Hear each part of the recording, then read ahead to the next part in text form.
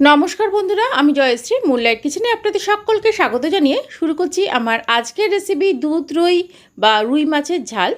আসুন তাহলে আমার রান্নাঘরে দেখে নেওয়া যাক আমি কিভাবে তৈরি করি রুই মাছের ঝাল বা দুধ রুই। প্রথমেই আমি নিয়ে নিচ্ছি 5 পিস রুই মাছ। সামান্য নুন হলুদ মাখিয়ে মাছটা আমি ভেজে নেব।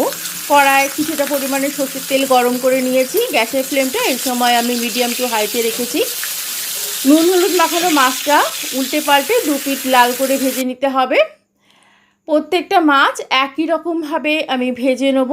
মাছের পিসগুলো ভেজে একটি পাত্রে তুলে রেখে মিক্সি জারে একটি মশলা তৈরি করে নেব।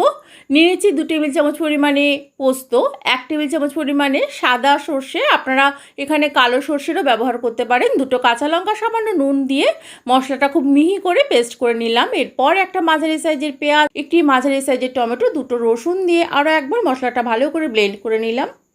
এরপর যে তেলের মধ্যে আমি মাছটা ভেজেছিলাম সেই তেলেই সামান্য একটু কালো জিরে ফোড়ন, 2টো কাঁচা লঙ্কা দিয়ে একটু ফোড়নটা নেড়ে চেড়ে দিয়ে দিচ্ছি বেটে নেওয়া মশলাটা, মানে পোস্ত, সর্ষে, পেঁয়াজ, টমেটো আর কাঁচা লঙ্কা রসুনের যে পেস্টটা আমি তৈরি করেছিলাম সেটা।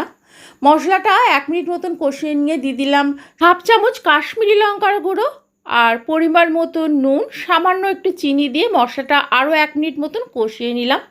এরপর ঢাকা দিয়ে একটু মশলাটা হতে দিলাম। তারপর ঢাকা খুলে দেখুন মশলা থেকে তেল ছেড়ে দিয়েছে।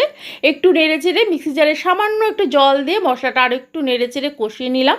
এখন এর মধ্যে দিয়ে দিচ্ছি 1 কাপ পরিমাণে দুধ। কখনোই ঠান্ডা দুধ ব্যবহার করবেন না, তাহলে দুধ ছানা কেটে যেতে পারে। এই সময় গ্যাসের ফ্লেমটা আমি মিডিয়ামে রেখেছি।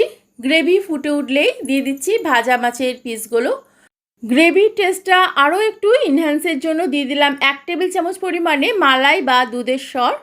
সরটা একটু ভালো করে গ্রেভির সাথে মিশিয়ে নিয়ে দিয়ে দিলাম সামান্য পরিমাণে একটু কাসুরি মেথি। কাসুরি মেথিটা যদি আপনাদের দিতে না ইচ্ছা করে অবশ্যই বাদ দিতে পারেন, তবে কাসুরি মেথিটা দিলে আরও একটু গ্রেভির স্বাদটা ইনহ্যান্স হয়। দিয়ে দিচ্ছি 2 থেকে 3টে চেরা কাঁচা লঙ্কা। কাঁচা লঙ্কা দেওয়ার পর ঢাকা দিয়ে একটু কিছুক্ষণ স্ট্যান্ডিং টাইমে রেখে দিলেই কিন্তু দারুণ একটা গন্ধে আপনার রান্নাঘর মোমো করবে, আর সাথে সাথেই কিন্তু খিদে পেয়ে যাবে, যেমনটা আমার সাথে হয়।